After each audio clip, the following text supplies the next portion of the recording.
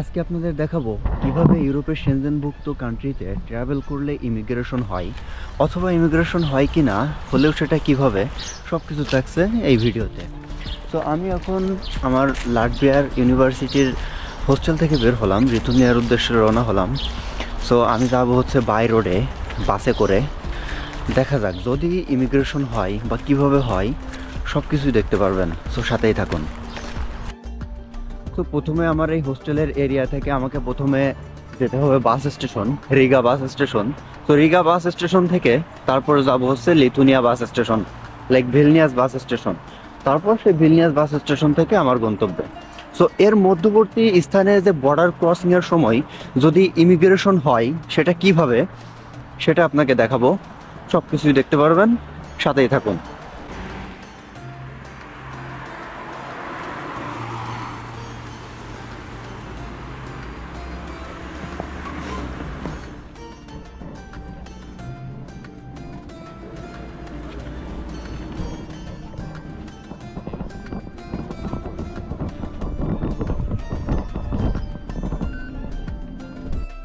তো ফাইনালি চলে এলাম রিগা বাস স্টেশনে। তো এখন আমার একটা শপে গিয়ে সকালের নাস্তা সেরে নিতে হবে, কারণ আমার এখন আছে টাইম আছে প্রায় আধা ঘন্টা মতো। এই আধা ঘন্টার ভিতর সকালে নাস্তা সেরে তারপরে বাসে উঠতে হবে। সকালের নাস্তা হিসেবে আমি এক প্যাকেট বিস্কুট আর হচ্ছে একটা পানি নিয়ে নিলাম। আর এখানে অনেকে বলতে পারেন যে কোকা কোলা নিছেন কেন, কিন্তু এখানে ভাই কোকা কোলা পেপসি ছাড়া পানি নাই। তো এখন কোনো কিছু খায় তো বাঁচতে হবে।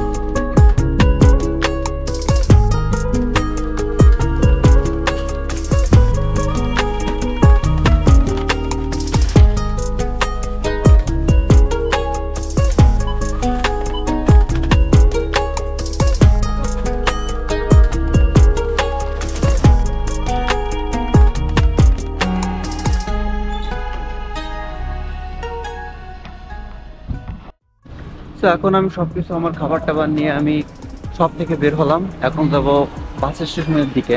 এখান থেকে 1 মিনিট মতো লাগে।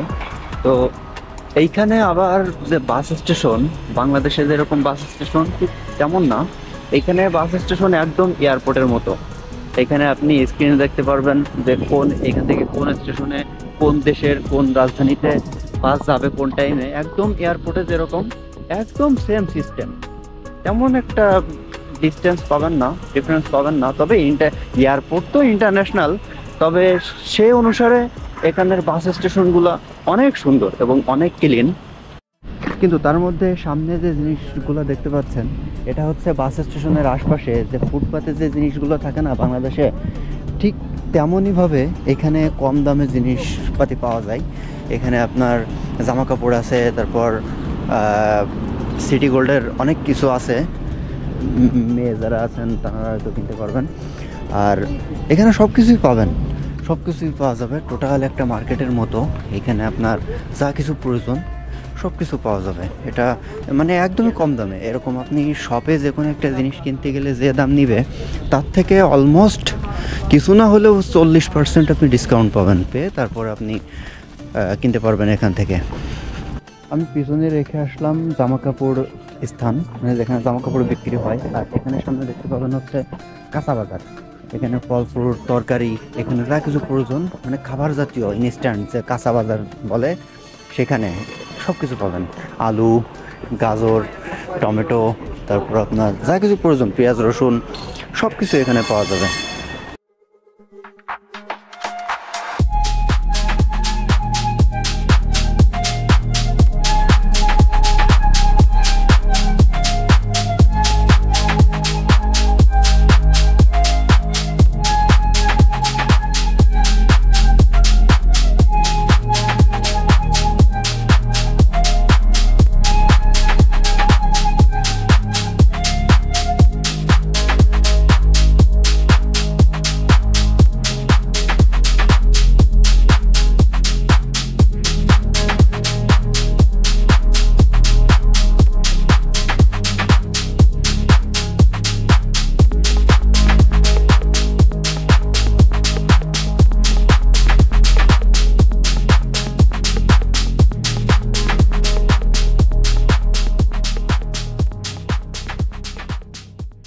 আমি এখন এই বাস স্টেশন থেকে বের হয়ে আমার প্ল্যাটফর্মে দাঁড়িয়ে আছি, 1 নম্বর প্ল্যাটফর্ম।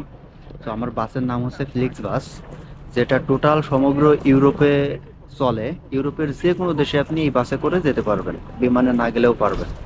সো অনেকের মনে আবার একটা প্রশ্ন থাকতে পারে এখন, যে আমি তো বাস স্টেশন থেকে বের হয়ে গেলাম, এখন ইমিগ্রেশনটা কই?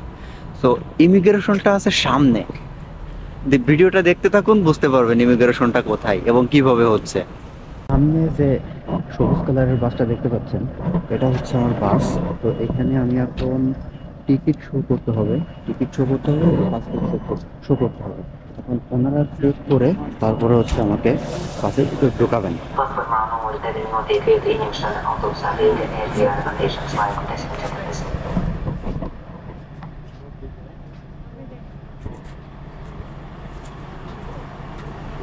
ওকে, থ্যাংক ইউ স্যার।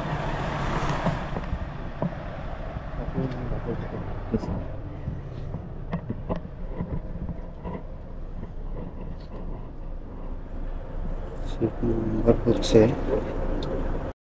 সো আমি এখন আমার নির্দিষ্ট সিটের স্থানে বসলাম। বসে এখন আমার সকালের নাস্তাটা সেরে নিতে হবে। আর এখানে সাধারণত ইমিগ্রেশন বলতে, আমি যখন বাসে উঠবো তখন জাস্ট ওরা পাসপোর্টটা চেক করবে যে এর পাসপোর্ট আছে কিনা, পাসপোর্ট আর টিকিট। এখানে ইমিগ্রেশন বলতে কিছু নাই। আসলে সেনজেনের মজাটাই এটা।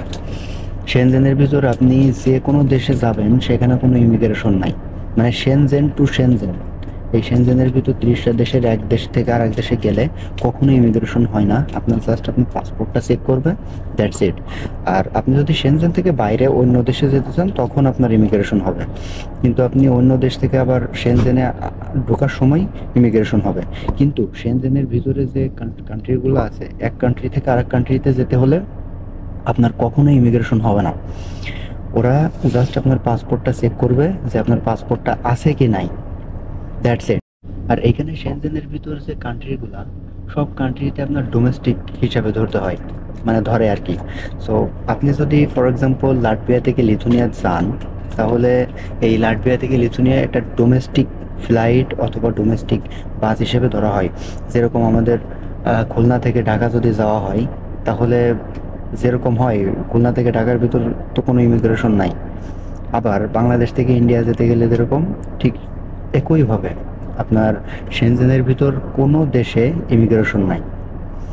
ব্যাপারটা হচ্ছে এই, এখানে আপনি জাস্ট যাবেন, পাসপোর্টটা শো করবেন, দ্যাটস ইট। আপনার কোনো কিছু লাগবে না, রেসিডেন্স পারমিটও লাগবে না। তবে সামটাইমস ওরা চেক করে, যদি কোনো ফল্টে পড়েন বা তাদের কোনো কিছু সন্দেহ হয়, তখন ওরা আপনার কাগজপাতি মানে আপনার রেসিডেন্স কার্ড দেখতে চাইতে পারে। তাছাড়া আমি যত ট্রাভেল করছি এর ভিতর এখন পর্যন্ত আমার কোনো পাসপোর্ট ছাড়া রেসিডেন্স কার্ড দেখতে চায় নাই। অথবা আমি যদি পাসপোর্ট ছাড়া অনলি রেসিডেন্স কার্ড দেখাই তাহলেও হয়ে যাবে, অন্য কিছু দেখবে না। আর ইভেন এই বাসের যে ড্রাইভারগুলো, এরাও খুব ফ্রেন্ডলি। আপনার জাস্ট ওরা মানে বিশ্বাস করে নেয়। অনেক সময় তো পাসপোর্টও দেখে না, আপনার জাস্ট টিকিটটা দেখে বলে যে ওকে যাও, ঢুকাই দেয়। হ্যাঁ, বাসের ভিতর ঢুকাই দেয়, কোনো সমস্যা হয় না। আবার অন্যদিকে এখানে নাস্তা করার জন্য বা খাবারের জন্য ইয়ে থাকে, তবে আপনি টিকিটের সাথে এইসব বাসগুলোতে আপনি খাবারও সিলেক্ট করতে পারবেন, খাবারগুলো পাবেন, মানে একদম বিমানের ফ্যাসিলিটিস।